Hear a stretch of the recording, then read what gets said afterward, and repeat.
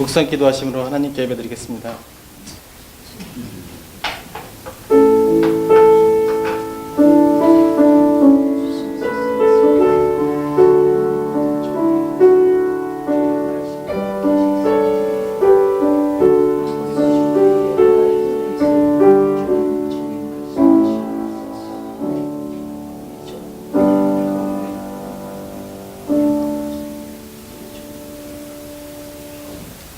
찬양과 예배 받으시기에 합당하신 주님, 이 시간에 저희를 한자리에 모이게 하시고 예배 장소를 또한 허락하셔서 주님께 예배드리게 하시니 찬양과 감사를 드립니다. 주님, 저희가 드리는 이 예배가 주님께 기쁨이 되고 저희가 이 찬양이 주님께 기쁨이 되어 주님만 홀로 영광받아 주시옵소서. 예수님의 이름으로 기도합니다. 신앙 고백하시겠습니다. 나는 전능하신 아버지 하나님 천지의 창조주를 믿습니다.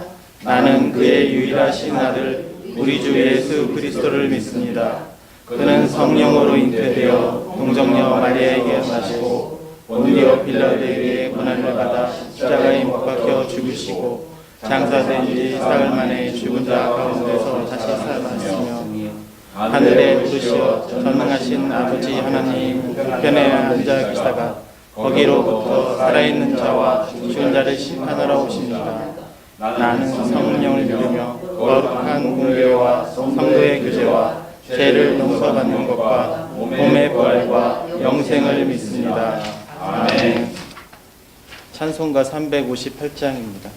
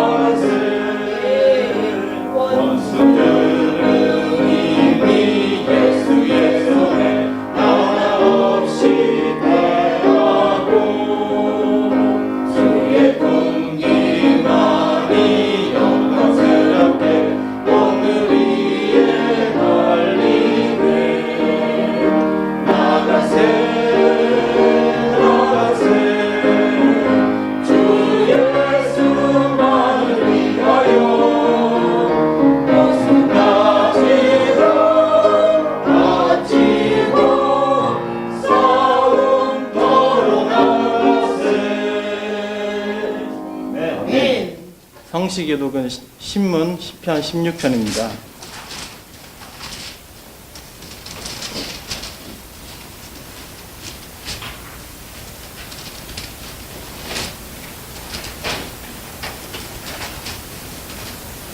하나님이여 나를 지켜 주소서.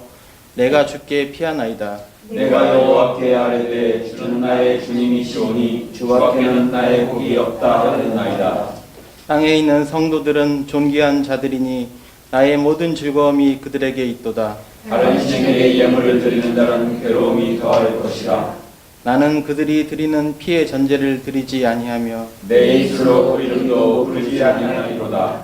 여호와는 나의 산업과 나의 잔의 소득이시니 나의 분깃을 지키시나이다. 내게 줄로 재어준 구역은 아름다운 곳에 있으며 나의 기업이 실로 아름답도다. 나를 훈계하신 여호와를 송축할지라. 밤마다 내 양심이 나를 교훈하도다. 내가 여호와를 항상 내 앞에 모시며 그가 나의 오른쪽에 계심으로 내가 흔들리지 아니하리로다. 아멘. 전종훈 안수 집사님 나오셔서 기도 인도해 주시겠습니다.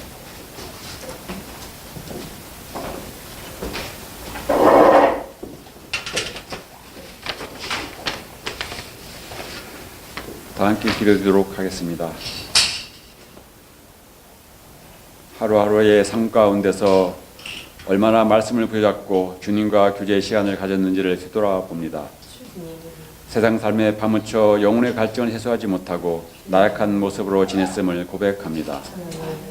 그러나 주님께서 저희를 사랑하사 긍휼히 여기시고 시간과 건강을 주사 이곳 작은 교회로 이끌어 주사 주님을 향하여 함께 찬양과 찬송을 들을게 해주심을 감사드립니다. 하나님 아버지, 저희 작은 교회가 주님의 뜻하신 대로 나아가길 소망합니다. 저희가 진정 주님의 뜻을 알기 위한 기도와 간구로 부르짖는 저희들이 되게 하옵소서. 저희의 부르짖음을 들으시고 주님께서 주시는 평안 가운데서 안식할 수 있는 확신을 갖도록 성령님께서 저희를 주장하시고 주관하옵소서. 현재 저희한테 주어진 환경을 어려워하거나 저희 스스로의 힘으로 헤쳐나가려는 어리석음으로 빠져들게 하지 마옵시고 오히려 더욱더 주님과 함께 동행하며 주님의 말씀을 사모하면서 성령의 은사를 받을 수 있는 승리자가 될 수 있도록 저희를 연다시켜 주실 줄 믿습니다. 아멘. 저희는 연약합니다. 그러나 주님은 저희가 기댈 수 있는 변함없는 반석으로 계십니다. 저희들이 낙담치 않고 온전히 주님만을 의지하며 나아갈 수 있도록 굳은 믿음을 저희들 하나하나의 마음속에 심어주시고 진정 주님의 영광을 위해 저희 작은 교회가 쓰임받는 공동체가 될 수 있도록 은혜 베풀어 주옵소서. 아멘. 하나님 아버지, 영원히 변하지 않는 주님의 사랑을 힘입어 저희들의 이 작은 공동체가 주님의 사랑을 전파할 수 있는 전진 기지가 될 수 있도록 이끌어 주시길 간절히 소망합니다. 아멘. 또한 사랑으로 하나 되어 평안 가운데 내가 너희와 항상 함께 있으리라 하라는 말씀대로 성령님의 임재를 체험할 수 있는 공동체가 될 수 있기를 소망합니다. 아멘. 저희들은 너무 부족합니다.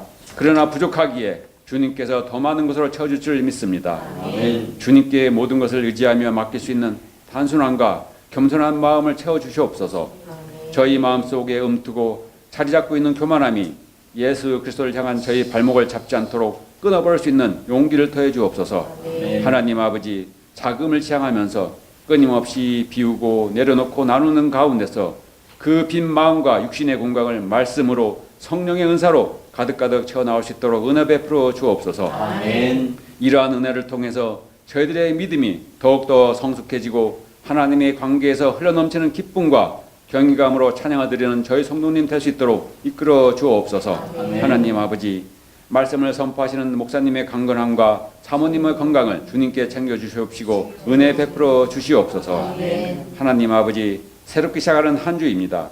하나님께서 요구하는 모든 것에 저희들이 순종하며 주님께서 저희를 변화시킬 수 있도록 하게 하는 아름다운 날이 되기를 소망합니다.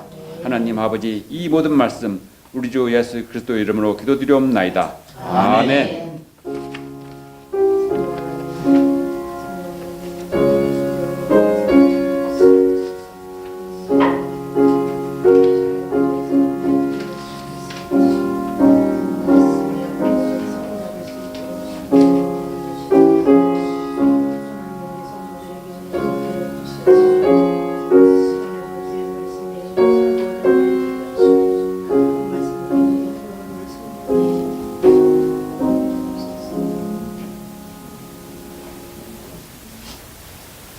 오늘 말씀은 열왕기 하 1장 15절에서 17절입니다.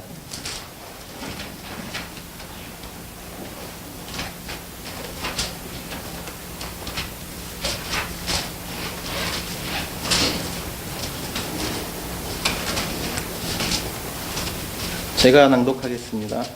여호와의 사자가 엘리야에게 이르되 너는 그를 두려워하지 말고 함께 내려가라 하신지라.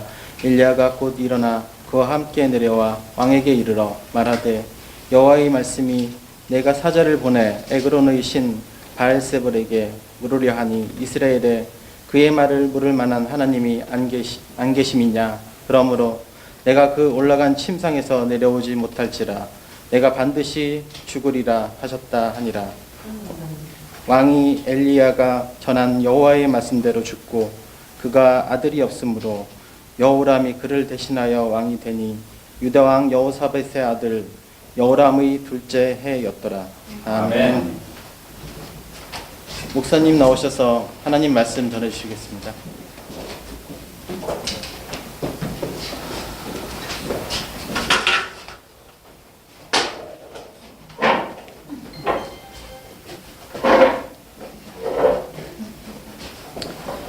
제 친구 목사님 중에 한 분이 사모님이 아주 사나우세요. 사모님이 아주 사나워가지고 하루는 하나님 앞에 기도했답니다. 하나님, 그 처녀 때는 사근사근하고 부드럽던 여자가 왜 마누라가 되니까 이렇게 사나워졌냐고 하나님 앞에 한탄했더니 하나님이 그러시더라고요. 야, 처녀는 내가 만들었지만 마누라는 네가 만들었잖아. 지난주에 제가 설교 죽 썼다고 아내한테 엄청 혼났습니다. 뭔 설교를 그따위로 하냐고. 예, 그 생각이 났어요. 제 아내도 젊었을 때 처녀 때는 참 부드럽고 그렇게 사나울 수가 없어요. 아침에 제가 무릎 빌었습니다.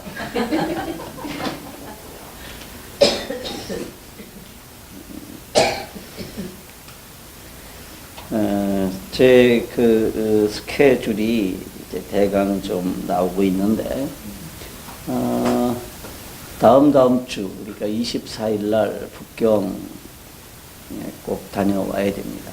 24일 날 북경에 갔다가 24일, 25일 북경에서 설교하고 27일 날 또 화요 선교 공부를 인도하고, 그리고 그 북경에서 가까운 곳에 대동이라고 하는 도시가 있어요.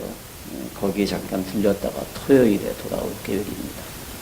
그리고 4월 달에는 2번 해외 출장이 있는데, 몽골의 울란바토르에서 선교 전략회의가 있고요. 그리고 또 흑룡강성에서 또 사역이 있습니다. 가능하면 한 주만 4월 달에도 비우려고 그러고 있습니다. 그리고 5월 달에는 네팔, 인도 출장이 있고 6월 달에는 태국 출장이 있습니다. 가능하면 하여튼 주일은 좀 안 비우려고 노력은 하겠지만 그게 결코 쉬운 일은 아닙니다. 중국이 지금 상당히 힘든 상황입니다. 중국의 하북성, 그다음에 하남성, 섬서성에는 교회들마다 공고판이 붙었습니다. 교회 입구에 공고판을 세워놨는데 그 공고판이 어떻게 되어 있냐면 공산당원, 간부, 학생, 군인은 출입을 금지합니다. 이렇게 공식적으로 공고판이 붙었습니다. 원래 법률상 주일학교를 하는 건 교회에서 불법이에요. 그래서 중고등학생들이나 초등학생들은 교회에 못 나오게 되어 있습니다. 그런데 그냥 암암리에 눈 감아줬는데 시진핑 주석이 이제 황제가 되려고 그러는 것 같아요. 그래서 연임 규정을 새로 만들면서 중국 상황이 아주 안 좋은데, 제가 들어가는 곳이 중국의 청와대학교 내에서 하는 그룹입니다. 그래서 청와대학교 내에서 북경대학교하고 청와대학교하고 인민대학교가 중국의 3대 대학이거든요. 거기에 석사 박사과정 학생들을 위한 성경 공부를 지금 2년째 한 달에 한 번씩 이끌어오고 있는데,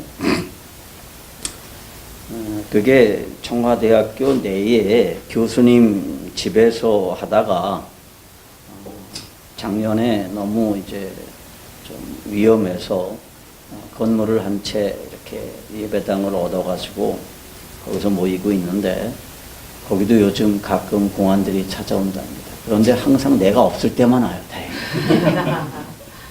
그래서 이번에도 우리 좀 기도해 주셔야 제가 잘 다녀올 수 있을 것 같고요. 대동에 가는 이유는 대동은 위나라 시대의 수도였던 곳입니다. 그래서 그쪽에 그 중국의 세계관을 파악하기 좋은 많은 유적지들이 좀 있고 그래서 그쪽에서 그것을 살펴보고 그쪽에 있는 선교 동역자들을 좀 만나서 교제를 나눌 계획입니다. 그 일을 위해서 여러분 기도해 주십시오. 그러나 우리가 아무리 상황이 어렵고 힘들다고 해도 하나님은 능력이 있으십니다. 하나님이 우주의 주인이시기 때문에 우리는 그 하나님의 능력에 힘입어서 어떤 일이라도 감당할 수 있는 것은 다만 지혜가 좀 필요하죠. 지혜가 좀 필요한 겁니다. 오늘 우리가 하나님의 말씀을 함께 살펴볼 부분은 엘리야의 능력에 대해서 함께 살펴볼 계획입니다. 우리 모두는 엘리야가 능력의 선지자라고 생각을 하죠. 그죠? 그리고 엘리야의 능력이라고 할 때 우선적으로 생각하는 게 갈멜산의 싸움이라고 생각을 합니다. 그러나 우리가 이미 살펴본 거지만 갈멜산의 싸움은 능력 대결이 아니라 그랬죠. 누가 더 능력이 있느냐의 싸움이 아니라 하나님의 하나님 되심을 보여주는 사건이었습니다. 그러니까 갈멜산에서의 싸움은 누가 진짜 하나님이냐를 보여주는 사건입니다. 그러니까 그 사건은 엘리야가 얼마나 능력 있는 종이냐가 아니라 여호와가 살아계신 분이라는 사실과 그분이 유일하신 하나님이라는 사실을 보여주는 사건이었습니다. 그렇지만 엘리야는 능력의 선지자죠. 저하고는 달라요. 열왕기 후서는 엘리야의 능력을 보여주는 그리고 엘리사의 능력을 보여주는 몇 가지의 에피소드들이 기록되어 있는데 오늘 본문이 바로 엘리야의 능력을 보여주는 사건의 기록입니다. 사건의 내용은 비교적 간단해요. 아합이 죽었죠. 길르앗 라못을 치러 올라갔다가 거기서 죽어요. 그리고 아들인 아하시야가 왕위에 오릅니다. 그런데 그 아하시야가 자신의 궁전 2층에서 떨어져요. 단순한 추락이었지만 외상에 그치지 않고 심각한 내상을 입었던 것 같아요. 그래서 왕이 어떻게 하냐면 자기의 어머니와 아버지가 섬기던 에글론의 신 바알세붑에게 자신의 병이 치료될 수 있는지를 묻기 위해서 신하들을 보내요. 너 가서 아버지 그 어머니가 섬기던 그 다메섹으로 가서 거기에 그 에글론이라는 곳이 있는데 거기에서 그 바알세붑에게 내가 나을 수 있는지 한번 물어봐라. 그렇게 신하들을 보내요. 그런데 이 신하들이 에글론으로 가는 길에 그 전에 하나님께서 엘리야에게 말씀하시죠. 너 에글론으로 가서 거기서 신하들을 만나서 내가 너에게 주는 말을 전해라. 이렇게 얘기합니다. 그때 하나님이 주신 말씀이 뭐냐 하면 아하시야가 죽을 거다. 그렇게 전하라고 그래요. 그래서 엘리야가 신하들을 만나서 그 말을 하죠. 너 침상에서 못 내려오고 죽어. 이렇게 얘기를 합니다. 그리고 예언대로 아하시야는 부상에서 회복하지를 못하고 그대로 죽게 돼요. 그리고 아하시야의 동생인 여호람이 왕위에 오릅니다. 그래서 유다의 왕도 여호람이고 이스라엘의 왕도 여호람인 이상한 시대가 됐어요. 둘이 여호람이에요. 응? 우리는 이 사건에서 뭐를 볼 수 있느냐? 엘리야의 능력을 볼 수가 있습니다. 엘리야는 교회의 표상이기도 하죠. 그리고 우리 그리스도인들이 따라야 될 롤 모델이기도 합니다. 그러면 우리가 무엇을 사모해야 되느냐? 엘리야와 같은 능력을 사모해야 되죠. 이거 나쁜 거 아니에요. 이거 교만한 거 아닙니다. 엘리야와 같은 능력을 사모한다 그래서 경찰차 출동하지 않아요. 그런데 문제는 이거예요. 엘리야가 가졌던 능력을 가지려면 무엇을 해야 될까요? 우선은 그 능력이 뭔지, 그리고 그 능력이 어떻게 주어진 것인지, 그리고 그 능력은 어떻게 할 때 비로소 행사되는 것인지를 알아야 되죠. 오늘 우리가 함께 살펴봐야 될 내용은 그것입니다.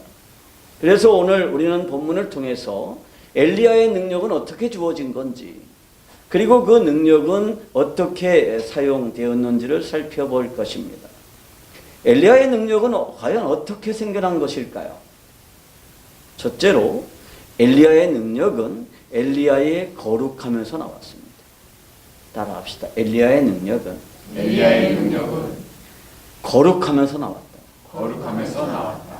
능력이 어디서 나오느냐? 거룩에서 나왔다. 엘리야는 이미 국민적인 영웅이었습니다. 갈멜산에서 예배가 성공하고 나니까 누구를 다 죽였어요? 바알의 선지자들을 모조리 다 죽였습니다. 그리고 나서 백성들 사이에서 엘리야의 인기와 엘리야의 영향력은 그야말로 대단했을 거예요. 많은 사람들이 제자 되겠다고 찾아오지 않았겠어요? 응? 그렇지만 그는 그 인기에 함몰되지 않았습니다. 그는 여전히 어디서 살고 있었느냐? 세속을 떠나서 산속에서 살고 있었어요. 이거 쉬운 일 아닙니다. 인기가 하늘을 찔러요.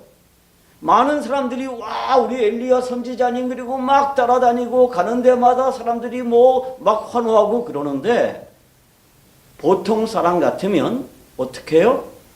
큰 집 짓고 제자들 받고 그랬겠죠. 그런데 엘리야는 그렇지 않았다는 거예요. 엘리야에 대한 성경의 기록을 한번 살펴보십시다. 제가 뻥치는 게 아니에요. 열왕기하 1장 8절부터 9절입니다. 열왕기하 1장 8절부터 9절 다 같이 읽습니다.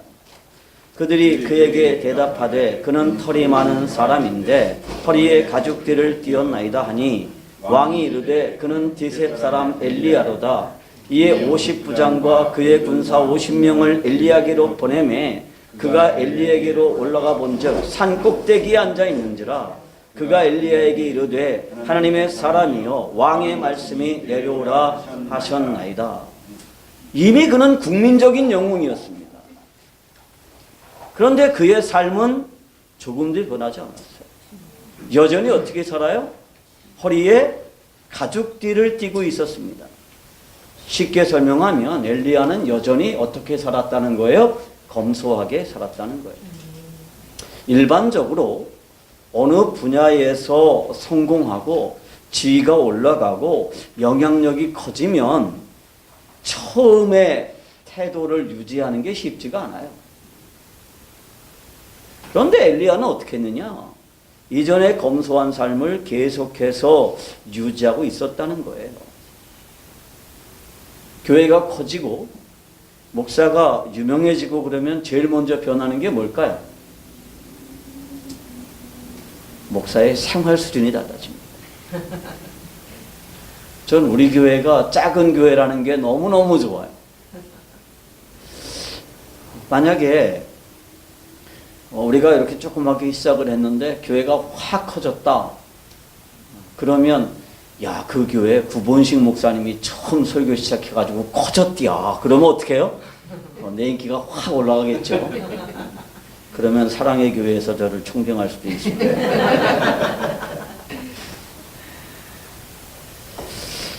제일 먼저 바뀌는 게 뭐냐? 자동차가 바뀌더라고요. 응? 자동차 좋은 걸로 바꿔요. 제 친구가 어느 교회에 부임을 했어요. 제법 큰 교회예요. 그런데 그 교회에 부임하니까 승용차가 큰 차를 준비했더래요. 그래서 목사님이 키가 작아요. 나보다 작아. 나는 세상에 제일 행복한 게 신학대학원에 가가지고 그분 만날 때예요.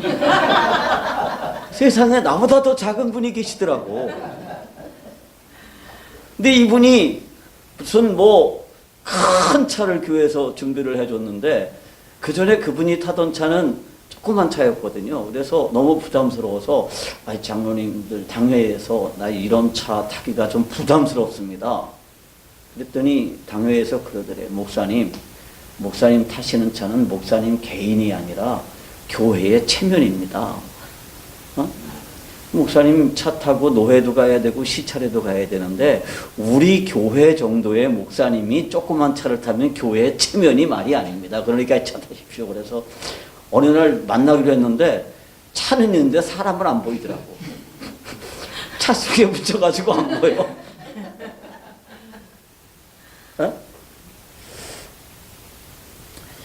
이 문제가 참 미묘하죠.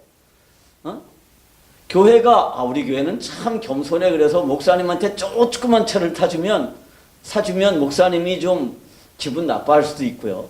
그죠? 또 너무 큰 차를 사주면 또 목사님이 부담스러울 수도 있어요. 교회가 예배당을 거창하게 세우는 문제 역시 그래요. 몇 년 전에 서울에 있는 어느 교회가 정말 큰 예배당을 세웠습니다. 제 친구가 얼마 전에 거길 갔다가 거기서 길을 잃어버렸대요. 교회 안에서. 다행히 똑똑한 딸을 데리고 갔는데 그 딸이 지도를 보면서 찾아 나왔대. 근데 그 교회를 질 때 이렇게 말했어요. 앞으로 100년 후, 200년 후를 보고 교회를 짓는다. 근데 그게 좀 그래요. 왜냐하면 에베소 교회나 안디옥 교회나 콘스탄티노플에 있는 그 아름다운 예배당들이 몇 년 갔어요. 제가 재작년에 런던에 가서 스펄전 목사님이 세웠던 메트로폴리탄 타버너클에 가봤거든요. 그게 그렇게 몇 년 안 가거든요. 그러니까 무슨 100년 후를 내다보고 예배당을 짓는다는 게 그렇게 좋아 보이지 않습니다. 그런데 목사님이 좋은 차를 타거나 예배당을 거창하게 짓는 게 능력이 아니라는 것이 성경의 증언입니다. 교회의 능력은 뭐냐? 거대한 예배당에 있는 게 아니에요. 많은 사람들이 모이는 데 있는 게 아니라 교회의 능력은 어디서 오느냐? 이 세속에 물들지 않고 경건함을 유지하는 것에 있습니다. 거룩성에 있어요. 거룩성에. 엘리야의 능력은 그가 거룩성을 유지하고 있었다는 데 있었습니다. 그는 그야말로 상당한 성공을 거두었지만 여전히 무엇을 유지하고 있었느냐? 처음의 태도를 유지하고 있었습니다. 그는 여전히 선지자로서의 삶을 유지하고 있었어요. 선지자적인 삶의 태도를 가지고 있었습니다. 그리고 세속이 아닌 산속에서 그의 경건과 거룩을 유지하기 위한 삶을 살고 있었습니다. 그렇지만 엘리야는 세속에 초연했던 건 아니죠. 자신의 거룩을 유지하면서 세속과 떨어진 곳에서 살고 있었지만 항상 무엇을 하고 있었느냐? 이 세속을 위해서 하나님의 말씀을 선포하고 있었다는 거예요. 그게 엘리야의 능력입니다. 교회는 세상으로부터 분리되어 있어야 됩니다. 그렇지만 세상으로부터 분리돼서 세상 일이 어떻게 되든지 상관없이 우리끼리만 거룩하고 우리끼리만 행복하면 된다가 아니라 거룩성을 유지하지만 이 세상을 향해서 하나님의 말씀을 계속해서 선포하는 삶을 살고 있어야 된다는 거예요. 아멘. 시안에 가면 중국의 옛날 말로 하면 장안, 요즘 말로 하면 우리말로 하면 서안, 중국말로 하면 시안이에요. 거기 가면 복음을 보여주는 삶을 살자는 모토를 가진 한국인 선교사 공동체가 있어요. 5가정이 모여서 빵 공장을 해요. 그러니까 제과점, 빵 만드는. 그래서 카페를 하고 그러는데 그거를 하면서 자기들이 공동체 생활을 해요. 근데 거기는 모든 경제도 공동이에요. 근데 거기 중국인 제자들을 많이 데리고 와서 같이 살아요. 그래서 지금 그 시안에 5군데의 지점이 있어요. 근데 이분들이 삶의 목표가 뭐냐 하면 복음을 보여주는 삶. 말로 가르치는 것이 아니라 복음으로 산다는 게 무엇인지를 중국인 제자들에게 보여준다는 것입니다. 제가 그분들을 만나서 교제를 나눌 때마다 정말 신선한 충격을 받아요. 교회의 거룩은 어디 있느냐? 말에 있지 않아요. 어디 있느냐? 삶에 있습니다. 어떤 삶에 있느냐? 거룩한 삶에 있어요. 교회의 능력은 어디 있느냐? 우리가 이 세상에 살지만 이 세속의 흐름에 물들지 않는 그 거룩함에 있습니다. 거룩이라는 말이, 이 하기오스라고 하는 이 말이 뭐냐 하면 구별되었다, 분리되었다라는 걸 뜻해요. 거룩이라는 게 성경책 끼고 천천히 걷는 게 아니에요. 에? 이 세상으로부터 구별된 거, 살아가는 목표가 다르고 살아가는 방법이 다르고 살아가는 이유가 다른 거, 그게 그리스도인들의 삶이고 그 그리스도인들이 모인 모임이 교회잖아요. 그게 우리의 거룩이에요. 로마서 12장 2절은 이렇게 말하고 있죠. 너희는 이 세대를 본받지 말고 오직 마음을 새롭게 함으로 변화를 받아 하나님의 선하시고 기뻐하시고 온전하신 뜻이 무엇인지 분별하도록 하라. 성경은 우리에게 세속을 떠나라고 하지 않습니다. 그런데 우리가 마음을 새롭게 함으로 변화를 받아야 됩니다. 그래서 이 세대를 본받지 말아야 돼요. 그런데 여기서 변화를 받으라는 말이, 마음을 새롭게 함으로 변화를 받으라 할 때 이 변화라는 단어가 우리가 생각할 땐 동사인 것 같죠. 변화되다라는 동사인 것 같지만 사실은 헬라어 원어에서 이것은 명사예요. 그러니까 우리는 이미 새롭게 되어졌습니다. 새롭게 되어졌기 때문에 이 세상의 틀에 나를 맞출 수가 없어요. 그래서 우리가 새롭게 되어서 이 세상의 틀에 나를 맞추지 않고 새로운 삶을 사는 것을 통해서 무엇을 해야 되느냐? 하나님의 선하시고 기뻐하시고 온전하신 뜻이 무엇인지 이 세상에서 분별해내는 삶을 살려고 그러는데, 여기서 분별하라는 말이 헬라어 원어에서는 증명해내다라는 뜻이에요. 그러니까 우리는 이미 새롭게 변화되었습니다. 그래서 이 세상의 틀에 나를 맞출 수가 없어요. 이 세상의 틀을 따라서 살 수가 없어요. 똑같은 삶의 목표, 똑같은 삶의 방식으로 살 수가 없어요. 다르게 삽니다. 그런 방식을 통해서 무엇을 해야 되느냐? 하나님의 선하시고 기뻐하시고 온전하신 뜻이 무엇인지를 이 세상 가운데서 증명해내야 된다는 거예요. 이게 뭐냐? 이게 거룩이에요.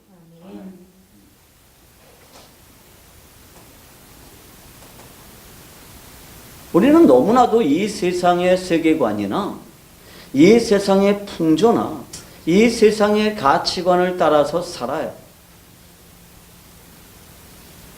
그러니까 세상 사람들이 우리를 인정하지 않죠. 너나 나나 똑같아. 그죠? 모든 사람들이 무엇을 위해서 살죠?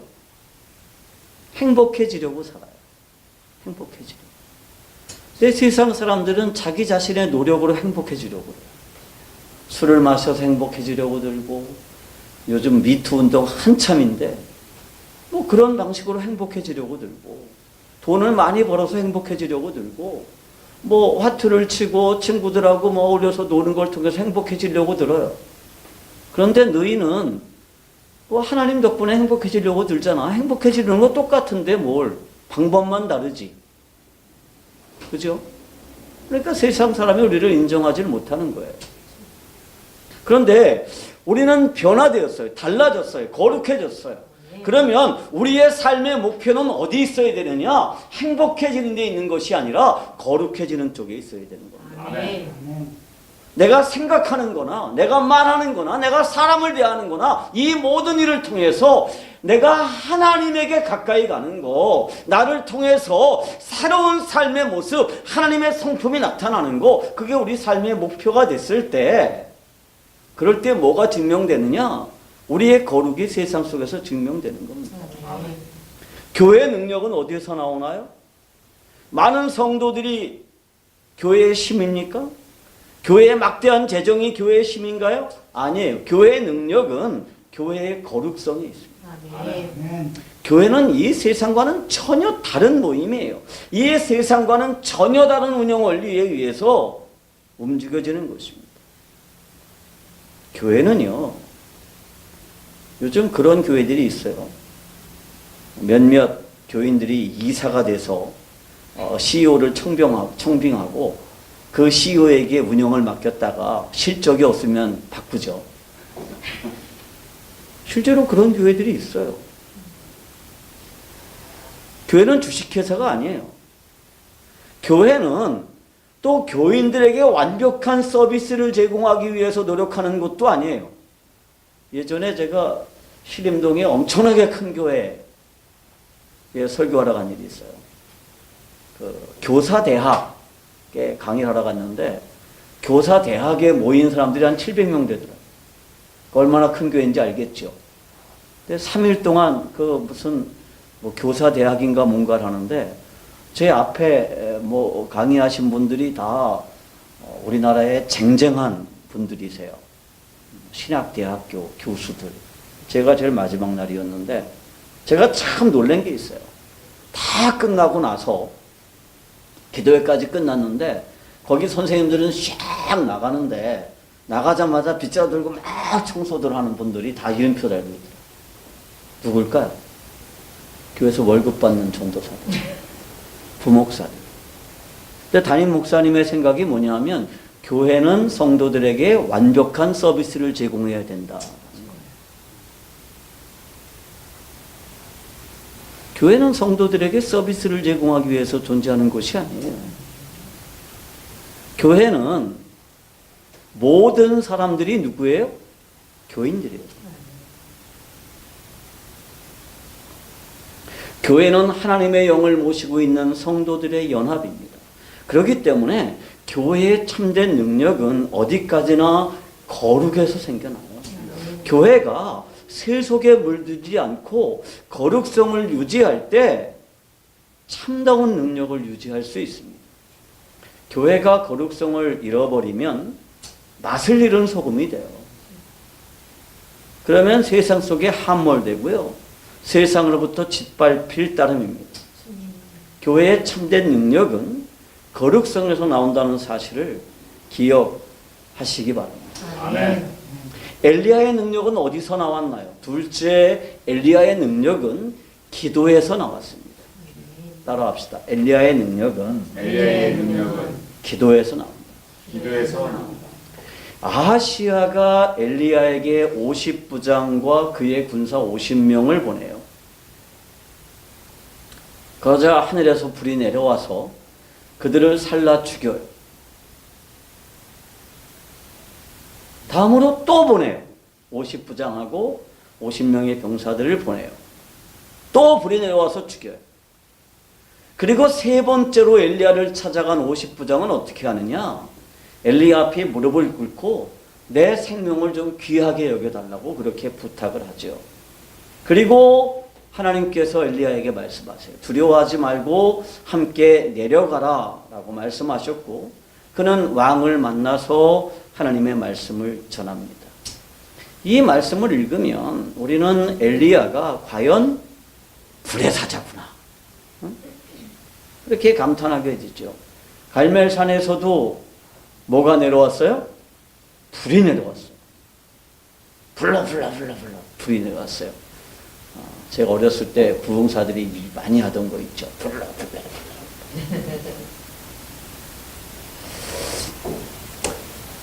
갈멜산에서도 하나님의 응답은 불이었고 여기서도 불이 응답으로 나타나요. 그런데 우리가 분명히 기억해야 되는 것은 이 불은 엘리야의 능력이 아니라 기도의 응답이었다는 거예요. 만약에 엘리야가 자신의 능력으로 하나님을 부릴 수 있었다 그러면, 하나님을 조종할 수 있었다 그러면 그는 하나님의 종이 아니라 뭐예요? 무당이었을 거예요. 무당이라는 게 뭐냐? 신을 조종할 수 있는 기술을 가진 사람이에요. 신을 조종할 수 있는 음악을 알거나 혹은 주문을 알거나 혹은 춤을 아는 사람, 그 사람을 우리가 무당이라고 그래요. 그게 샤먼이죠. 저는 뭐 기독교 신문, 잡지 이런 거 잘 안 보는데 가끔 보면 그런 광고들 많죠. 미래가 궁금하신가요? 예언의 능력을 가진 종이 여기 있습니다. 와보라. 예언의 종, 능력의 종, 불의 사자, 질병의 치유, 축사, 뭐 방언을 받고 싶으신가요? 우리 산상기도에 초청합니다. 그런 거 여러분들 많이 보셨죠? 그런데 제가 참 궁금한 게 있어요. 진짜 그런 능력을 나눠줄 수 있는 사람이 있으면 그 사람은 누구요? 하나님의 종이에요? 아니에요. 무당입니다. 샤먼입니다. 그런데 엘리야는 신을 조종하는 능력이 있거나 우주를 지배할 수 있는 신적인 경지에 도달한 사람이 아니에요. 야고보서는 이렇게 기록하죠. 야고보서 5장 17절과 18절을 보면 엘리야는 우리와 성정이 같은 사람이로되 그가 비가 오지 않기를 간절히 기도한즉 3년 6개월 동안 땅에 비가 오지 아니하고 다시 기도하니 하늘이 비를 주고 땅이 열매를 맺었느니라. 성경이 강조하고 싶은 게 뭐예요? 엘리야의 능력은 전적으로 기도의 힘이었다는 것입니다. 아멘. 그래서 야고보서 5장 16절은 이렇게 말해요. 의인의 간구는 역사하는 힘이 크다고 말합니다. 아멘. 교회의 힘, 성도들의 힘은 무엇입니까? 그것은 전적으로 기도의 힘입니다. 아멘. 교회가 기도할 때 교회는 이 세상에 영향력을 가집니다. 아멘. 엘리야의 기도대로 50부장과 그의 군대가 두 번이나 전멸하는 모습을 본 세 번째 50부장은 엘리야 앞에 무릎을 꿇습니다. 세상이 언제 교회를 인정할까요? 그것은 교회가 기도할 때입니다. 교회는 기도함으로 이 세상에 선한 영향력을 가집니다. 물론 한국 교회는 참 열심히 기도하죠. 제가 전 세계를 돌아다니는데 우리처럼 열심히 기도하는 나라가 없어요. 새벽 기도 우리나라만 해요. 근데 요즘은 한국 선교사들에게 영향을 받은 나라들마다 새벽 기도회를 해요. 작년에 태국에 있었는데요. 6월달, 5월달, 6월달, 7월달에 태국을 3번 갔어요. 근데 태국 가니까 매월 마지막 주 토요일은 연합 새벽 예배를 하더라고요. 그 지역 전체에 있는 그 태국 교회들이 모여서 연합 새벽 예배를 하는데 그게 누구 덕이냐? 한국 선교사들이 덕이에요. 선교사들이 그거를 시작해가지고 지금은 태국 목사님들이 주도해요. 태국 목사님.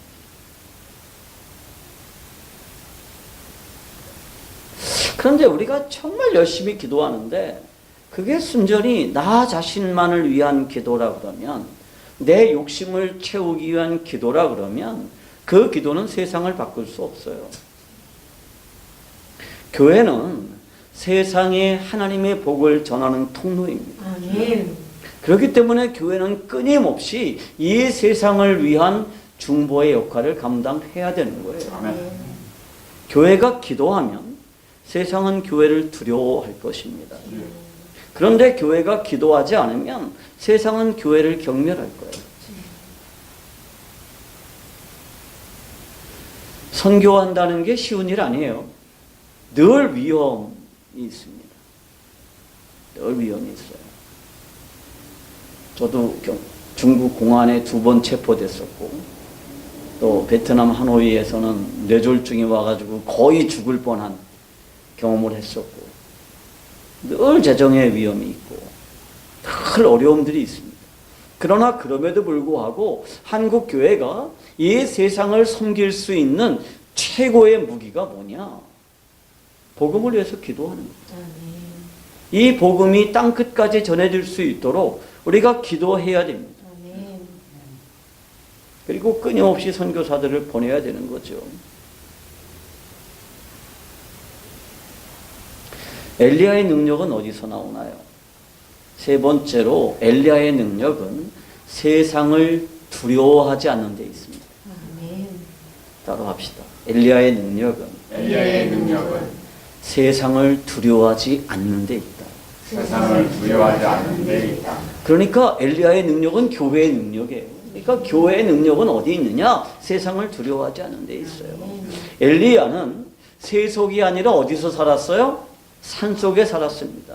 그렇지만 이 세속을 향해서 하나님의 말씀을 선포하기를 전혀 포기하지 않았어요. 열왕기하 1장 3절과 4절 말씀입니다. 여호와의 사자가 디셉 사람 엘리야에게 이르되 너는 일어나 올라가서 사마리아 왕의 사자를 만나 그에게 이르기를 이스라엘에 하나님이 없어서 너희가 에글론의 신 바알세붑에게 물으려 하느냐. 그러므로 여호와의 말씀이 내가 올라간 침상에서 내려오지 못할지라 내가 반드시 죽으리라 하셨다 하라. 엘리야가 이에 가니라. 엘리야는요, 이 세상에 속한 사람이 아니었지만 세상이 어떻게 돌아가는지 늘 관심을 가지고 지켜보고 있었을 거예요. 누가 하나님인지를 밝히는 싸움에서 하나님이 드러나고 아합이 죽고 이세벨이 죽었지만 이 세상은 확 변했나요?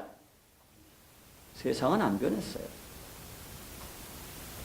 아합의 아들인 아하시야가 부상을 입게 되자 어떻게 하느냐? 여전히 자신의 세계관을 따라서 에글론의 신전으로 사자들을 보내서 바알세붑에게 자신의 회복 여부를 물으려고 그래요. 여호와가 진짜 하나님이고 나머지 신들은 모두 가짜라는 것이 이미 갈매에서 밝혀졌어요. 다 알아요. 그런데 사람들은 바뀌지 않아요. 논리적으로 생각하면 너무너무 분명한 거예요. 이 세상에 신은 오직 하나님 한 분이시고 나머지는 다 가짜다. 다 타락한 영들이다. 신은 오직 하나님이시다. 이건 논리적으로 설명하면 사람들이 다 납득해요. 그런데 사람들은 논리로 설득되질 않아요. 내가 도무지 이해가 되지 않는 게 이거예요. 복음은 너무나도 명확하고 논리적이에요. 그런데 복음을 전하면 사람들이 어떻게 하나요? 다 받아들이나요? 아니에요. 거절해요. 논리적으로는 충분히 납득을 해요. 그런데 복음을 받아들이지 않습니다. 아합이나 이세벨 역시도 마찬가지죠. 여호와가 하나님이심을 분명히 봤어요. 그럼에도 불구하고 그들은 자신들의 신이 여호와 하나님과의 싸움에서 졌지만 여전히 자신들의 신을 배신할 수는 없다고 생각했습니다. 아하시아도 마찬가지죠. 여호와 하나님이 세기는 하지만 그건 자신의 신이 아니에요. 응?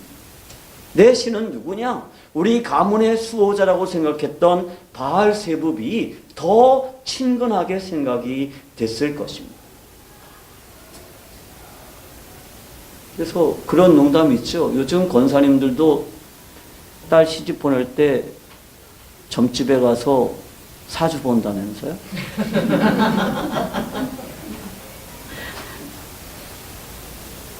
심지어는 어떤 분은 그런데요. 그래도 볼 건 봐야 돼요.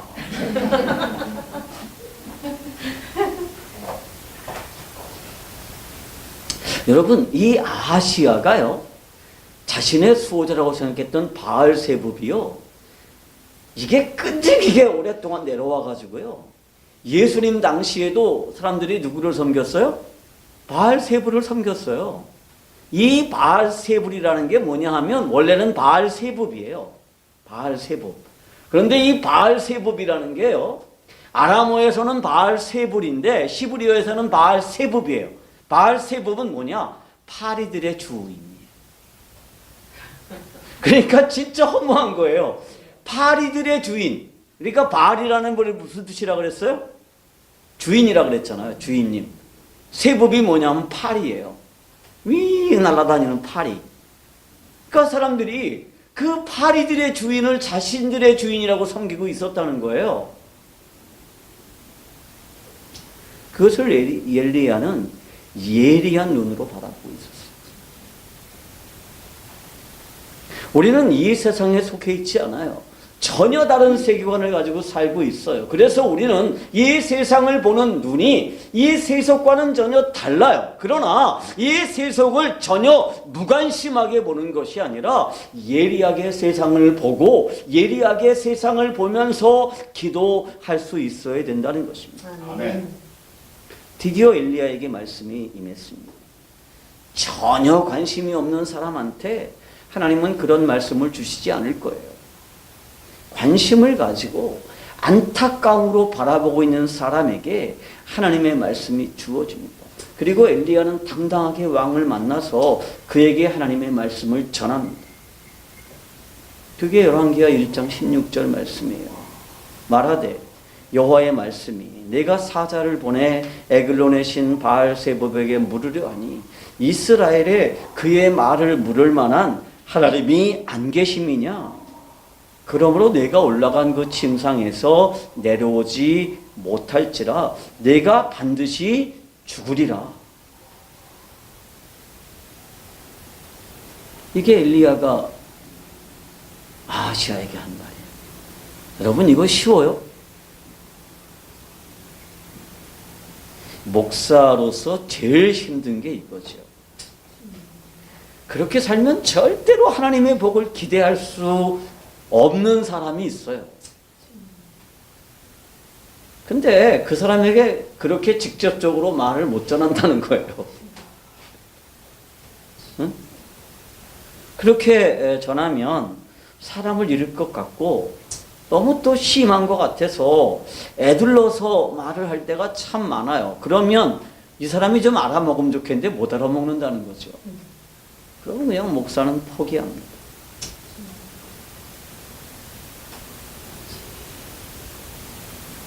그렇지만 교회의 힘은 어디 있어요? 성도의 힘이 어디 있습니까? 목사의 힘이 어디 있습니까? 예, 하나님의 말씀을 가지고 있다는 게 목사의 힘이고 성도의 힘이고 교회의 힘이에요. 아멘.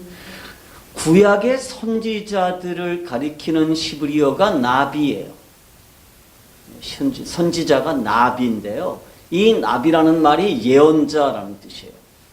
그런데 이 예언자라는 말을 번역할 때, 나비라는 말을 번역할 때 우리는 미리 예자를 써서 앞날을 말하는 사람이라는 뜻으로 예언자라고 표현했지만 사실 시브리어에서 이 정확한 뜻은 뭐냐 하면 맡을 예자를 쓰는 거예요. 예금할 때 그 예.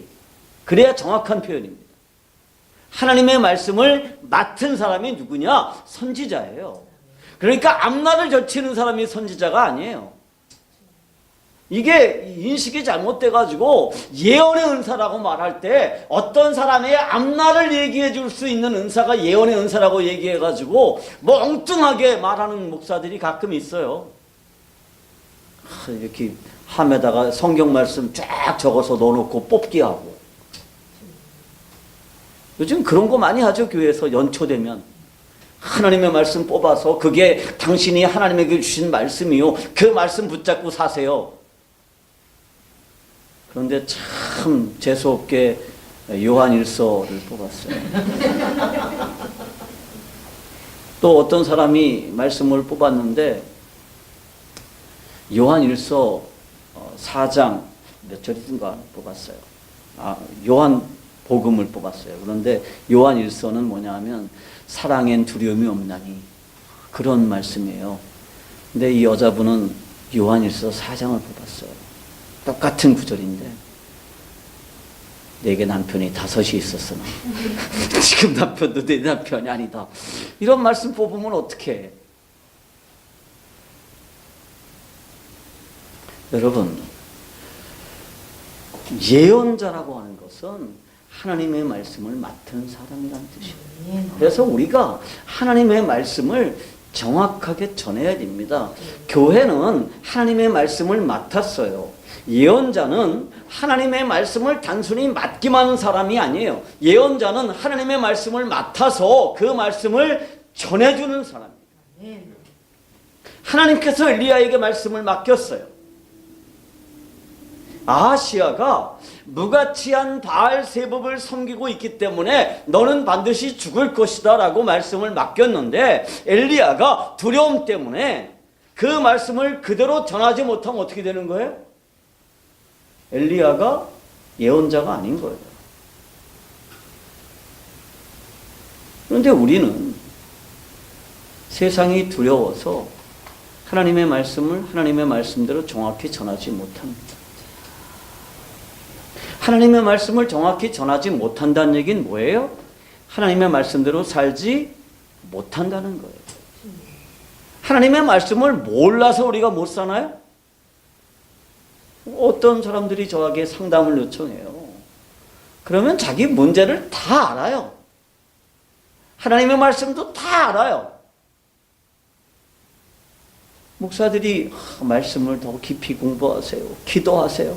다 알아요. 근데 안 돼요. 왜요? 세상이 두려운 거죠. 만약에 엘리야가 왕을 두려워하면서 다 잘 될 겁니다. 머지않아 회복될 겁니다. 하나님의 은혜로 다 낫게 하실 것입니다. 이렇게 얘기했다면 그는 진실한 종도 아니고 선지자도 아닙니다. 그렇지만 엘리야는 하나님의 종으로서 말씀을 맡았고 그 말씀을 그대로 전했어요. 이게 엘리야의 진정한 능력이고요. 그리고 그 말씀대로 아하시아는 죽었습니다. 쉽지 않은 일이죠. 아하시아는 왕이에요.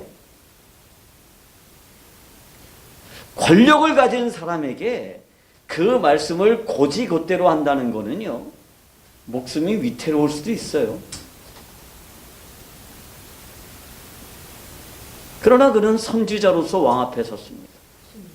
말씀을 맡은 사람으로서 서서 그 말씀을 전했습니다.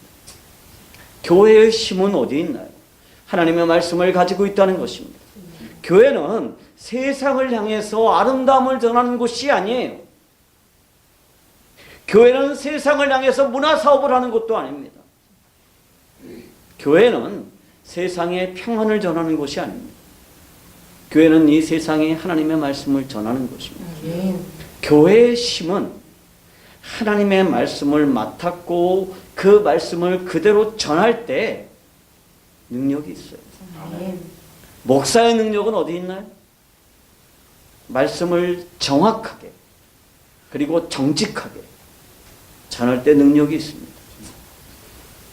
제 소망이 있다면 제가 말씀의 종으로 하나님에게 인정받는 것입니다. 그래서 하나님께서 저에게 마음 놓고 말씀을 맡기면 그 말씀을 정확하게 하나님의 백성들에게 전해주는 것입니다. 저는 그게 내가 해야 될 일이라고 생각해요. 저는 사실은 교회 행정에 굉장히 무능해요. 행정을 할 줄 몰라요. 또 교회를 조직하고 막 이렇게 만드는 거 못해요. 제가 할 수 있는 유일한 일은 뭐냐? 말씀을 전하는 겁니다. 우리 교회는, 우리 작은 교회를 하나님이 말씀을 맡겨주셨습니다. 비록 우리가 작은 교회지만 말씀을 전할 때는 큰 능력으로 전할 수 있기를 바랍니다. 아멘. 기도합시다.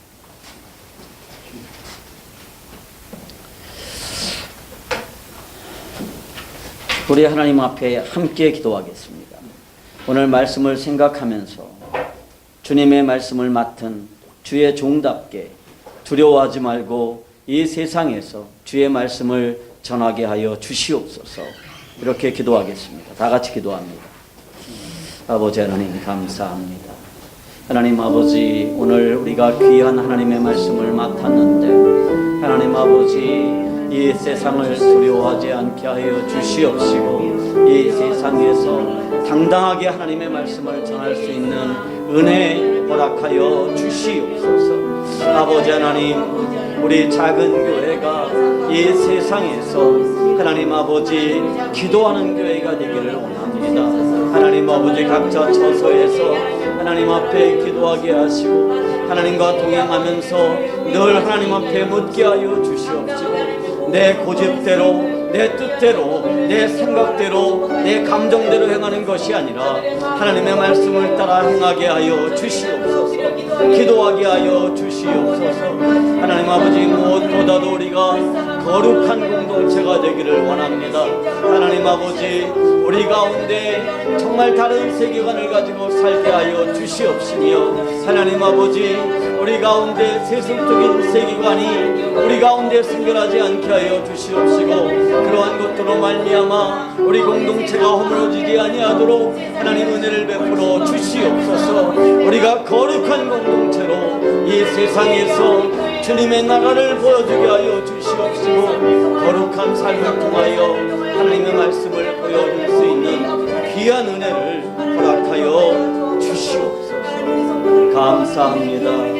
우리 주님 예수 그리스도 이름으로 기도합니다. 아멘. 하나님 감사합니다.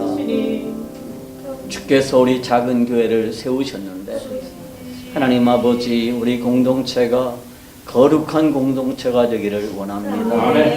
이 세상과는 다른 세계관을 가지고 살게 하여 주시옵시며 다른 삶의 목표, 다른 삶의 방법, 다른 삶의 가치관을 가지고 살아가면서 이 세상 속에서 거룩의 능력을 보이게 하여 주시옵소서. 하나님 아버지, 우리가 기도하는 공동체가 되기를 원합니다. 우리의 고집대로, 내 감정대로 행하는 것이 아니라 주님과 동행하면서 주님의 뜻을 묻고 주님의 뜻대로 행하기 위해서 늘 하나님과 가까이 하는 공동체가 되게 하여 주시옵시고 누구의 주장이나 누구의 뜻에 의해서 움직여지는 것이 아니라 주님의 뜻에 의해서 하나님의 말씀을 따라 살아가는 그러한 공동체가 되게 하여 주시옵소서. 그러나 주님, 무엇보다도 우리가 하나님의 말씀을 사랑하게 하여 주시옵소서. 하나님을 사랑함으로 세상을 두려워하지 않게 하여 주시옵소서. 아버지여, 우리가 이 세상의 가치관을 따라서 사는 것이 아니라 이 세상의 세계관 속에 매몰되는 것이 아니라 이 세상의 세계관을 따라 살면서 하나님 아버지, 세상이 두려워서 세상의 노예로 살지 않게 하시고 당당하게 하나님의 종으로 하나님을 섬기는 그러한 귀한 공동체가 되게 하여 주시옵시고 모세가 바알을 향해서 당당하게 하나님의 말씀을 선포했던 것처럼 엘리야가 왕을 향해서 말씀을 선포했던 것처럼 이 세상 속에서 하나님의 말씀을 선포하게 하시고 하나님의 말씀을 선포할 수 있는 능력 있는 삶을 살게 하여 주시옵소서. 우리 주님 예수 그리스도의 이름으로 감사하며 기도하옵나이다. 아멘.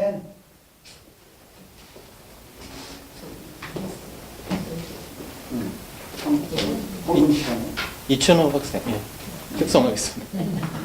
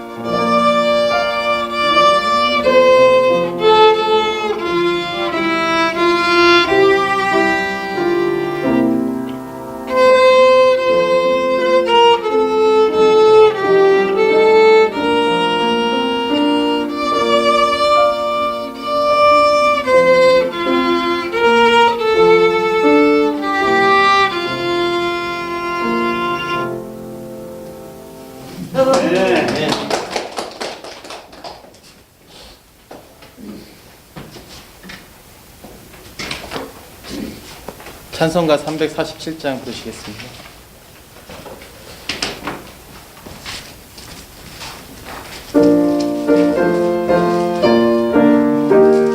1절 4절 부르시겠습니다. 허락하신 새 땅에 들어가려면 마음의 준비 다하여 힘써 일어세 여호수아고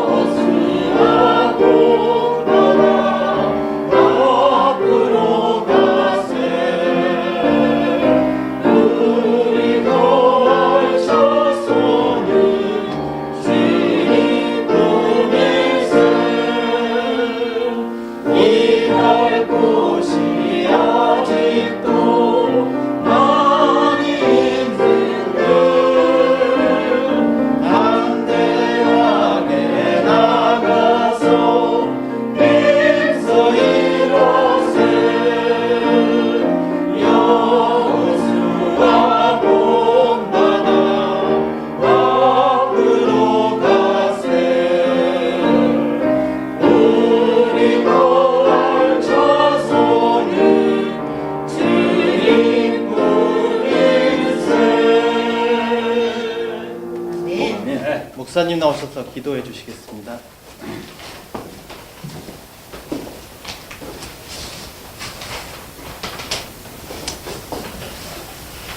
우리가 주님 앞에 예배할 때마다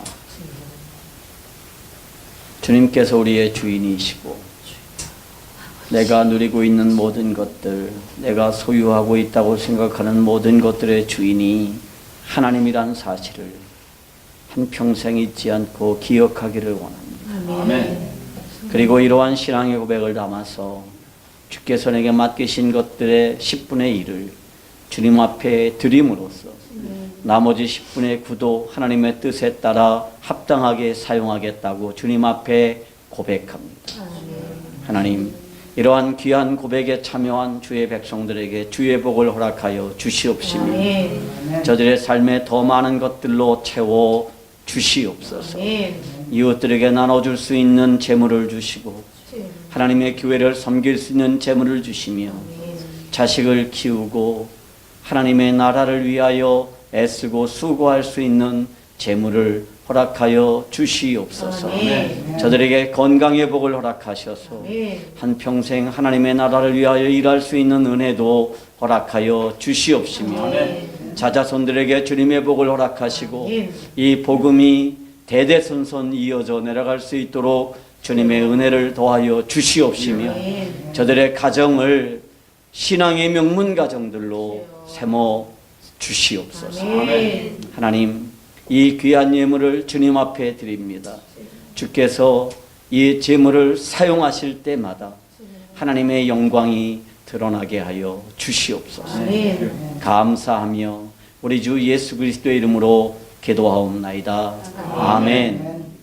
이제는 우리 주 예수 그리스도의 은혜와 하나님 아버지의 무한하신 사랑과 성령의 감화하시고 감동하시며 교통하시는 은혜가 오늘 이곳에 모여있는 주의 거룩한 백성들 머리 위에, 그 가정 위에, 그 직업 위에, 그 사업체 위에 지금부터 영원토록 함께 있을지어다. 아멘.